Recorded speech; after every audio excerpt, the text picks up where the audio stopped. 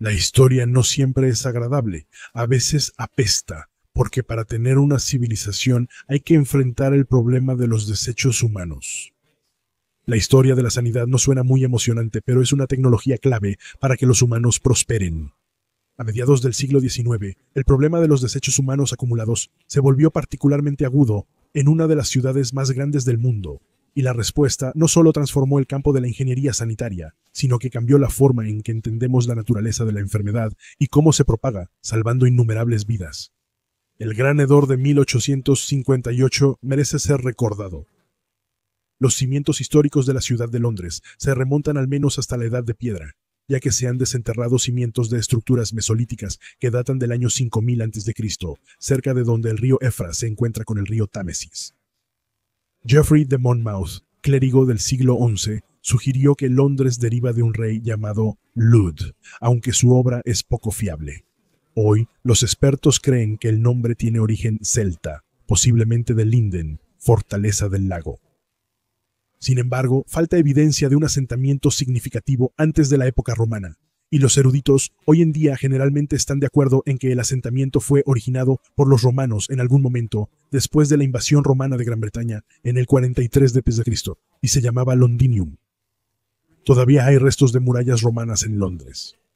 El río Támesis, con 215 millas, es el más largo completamente en Inglaterra.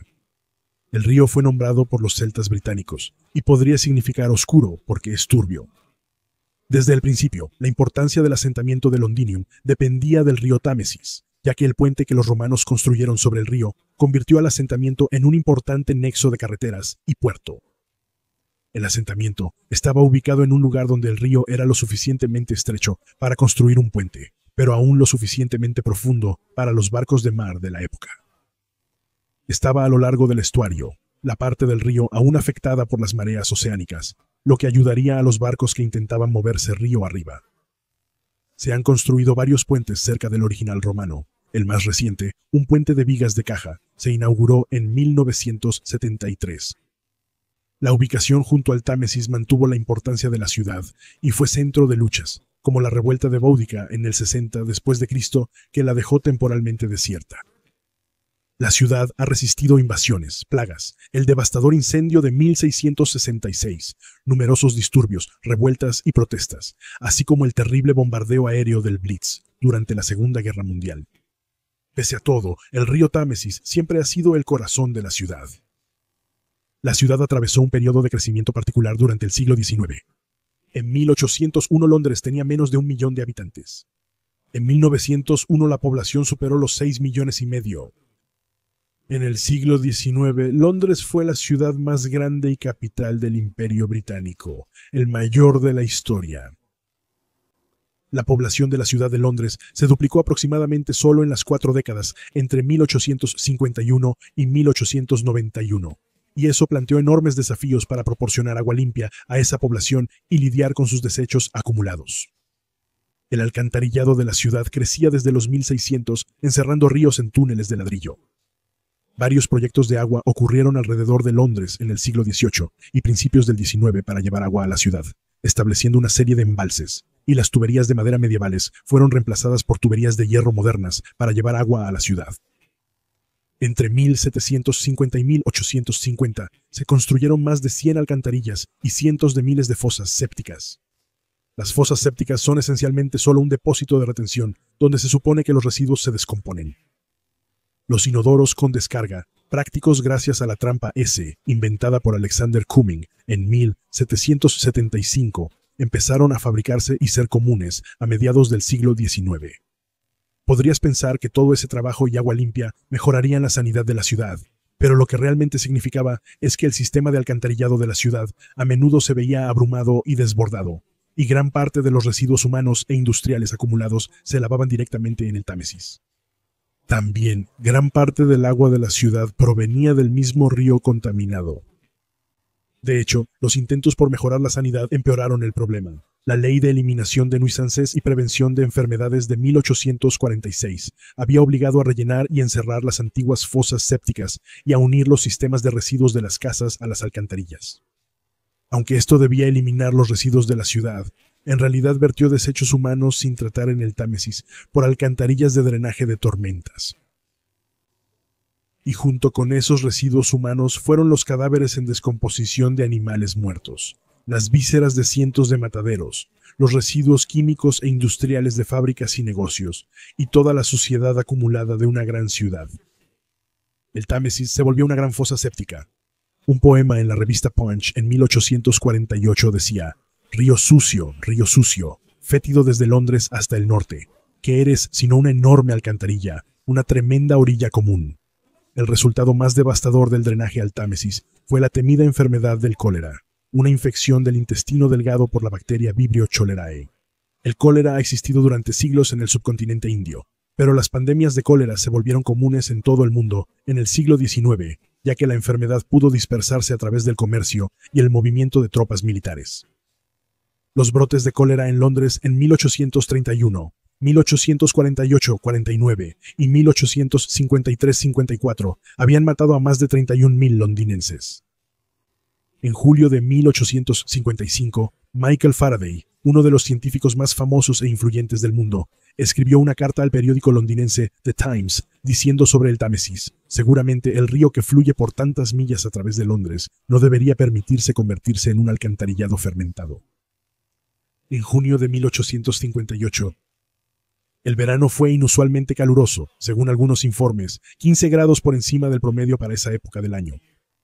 Es Londres, 16 de junio, récord de 94.5 grados Fahrenheit. Sequía afectó el campo y bajó el Támesis. Los residuos que flotaban en el Támesis se acumularon en la orilla y se descompusieron, generando un hedor que dificultaba moverse en la ciudad. La prensa lo llamó el Gran Hedor. Aunque esto tuvo un efecto terrible en Londres, el gobierno todavía se resistía a actuar debido al costo de cambiar el sistema de alcantarillado de la ciudad. Quizás el mayor motivo para que el gobierno actuara fue la ubicación de un edificio famoso. El Palacio de Westminster se construyó en el siglo XI por su ubicación estratégica junto al Támesis. Aunque es residencia real, también es sede del Parlamento del Reino Unido. El llamado Antiguo Palacio había crecido gradualmente y se había remodelado significativamente entre 1824 y 1827, pero un incendio en 1834 había destruido la mayor parte del palacio. La estructura gótica que conocemos hoy fue obra del arquitecto británico Sir Charles Barry. La construcción del nuevo palacio inició en 1840 y la Cámara de los Comunes se terminó hasta 1852. Además de ser uno de los edificios más reconocibles, el hermoso nuevo edificio seguía junto al Támesis y el Gran Hedor. El olor impidió los negocios. Los diputados salieron de las salas cubriéndose la nariz y el Parlamento debió elegir entre mudar la sede o solucionar la contaminación del Támesis. Tras impregnar las cortinas del Parlamento con cloruro de cal para disimular el olor, el Parlamento aprobó en solo 18 días una ley que permitió a la Junta Metropolitana de Obras pedir 3 millones de libras para construir alcantarillas que llevarían los residuos fuera de la ciudad. Joseph Bazalgette, ingeniero jefe de la Junta Metropolitana de Obras, trabajaba en un plan para las alcantarillas desde 1849, pero nunca obtuvo financiamiento.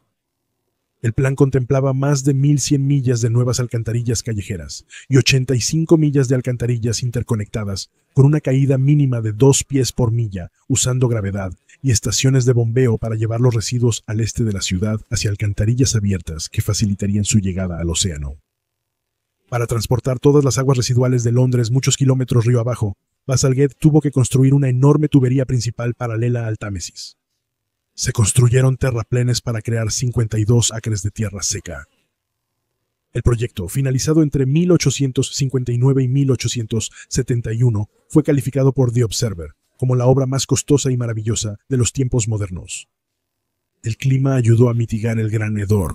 En julio llegó un clima más fresco y hubo lluvias que lavaron la podredumbre que había estado en la orilla, a veces de 100 pies de largo y 6 pies de profundidad, de vuelta al río. Pero el Gran Hedor le hizo un gran servicio a Londres y al resto del mundo, porque en ese momento no se entendía bien la transmisión de la enfermedad del cólera. La mayoría de la población y científicos creían en la teoría del miasma, que decía que el cólera se transmitía por aire sucio y malos olores, lo que llevó a consejos y medidas públicas que en realidad no prevenían la enfermedad. El cólera se origina por consumir agua contaminada. La razón por la que el Parlamento consiguió el dinero para abordar el gran hedor no fue solo porque el olor era intolerable, sino porque la gente creía que el olor en sí estaba causando enfermedades. No lo era, pero al abordar el olor, la ciudad abordó la verdadera razón por la que estaban teniendo epidemias de cólera, el hecho de que estaban obteniendo su agua potable de un río que había sido contaminado con heces humanas, y ese hecho fue llevado a casa en 1866. Cuando hubo otro brote de cólera en Londres que mató a 5.500 londinenses, en la única parte de la ciudad que aún no se había conectado al nuevo sistema de alcantarillado. Londres no ha tenido un brote importante de cólera desde entonces. Esta prueba de que el cólera es causado por agua contaminada, y no por miasma, ha llevado a medidas de mitigación que podrían haber salvado millones de vidas, aunque el cólera todavía causa hasta 130.000 muertes al año, principalmente en el tercer mundo. Originalmente, las alcantarillas de Bazalgette simplemente arrojaban los desechos al océano fuera de la ciudad de Londres, pero eventualmente la gente pensó que eso también era sucio, por lo que los desechos se recogían en barcazas y se arrojaban en el Mar del Norte, y finalmente dejaron de arrojarlo en el océano por completo, y comenzaron a incinerar los desechos. Las alcantarillas de Bazalgette aún funcionan, pero Londres enfrenta problemas similares a los de 1850. 150 años después, Bazalgette diseñó su sistema para 4 millones, pero ahora lo usan 8 millones. El sistema tenía un desbordamiento incorporado que estaba destinado para el clima extremo, que tenía la intención de evitar que las alcantarillas se desbordaran e inundaran las calles y cisternas con aguas residuales. Pero con tantas personas usando el sistema, eso sucede con frecuencia hoy en día. Hasta 50 veces al año, Londres está nuevamente arrojando desechos humanos al Támesis. Actualmente, existe otro gran proyecto similar al de Bazalgette, el túnel Tideway del Támesis, una superalcantarilla en construcción que se prevé terminar en 2023. Soy el chico de la historia. La historia merece ser recordada. Y espero que hayas disfrutado esta edición de mi serie de breves fragmentos de historia, olvidada de unos 10 minutos de duración. Y si te gustó, por favor, adelante y haz clic en ese botón de pulgar hacia arriba que está ahí a tu izquierda. A tú. Si tienes alguna pregunta o comentario, no dudes en escribirlos en la sección de comentarios. Estaré encantado de responder personalmente. Y si te gustaría más fragmentos de historia olvidada, todo lo que necesitas hacer es suscribirte.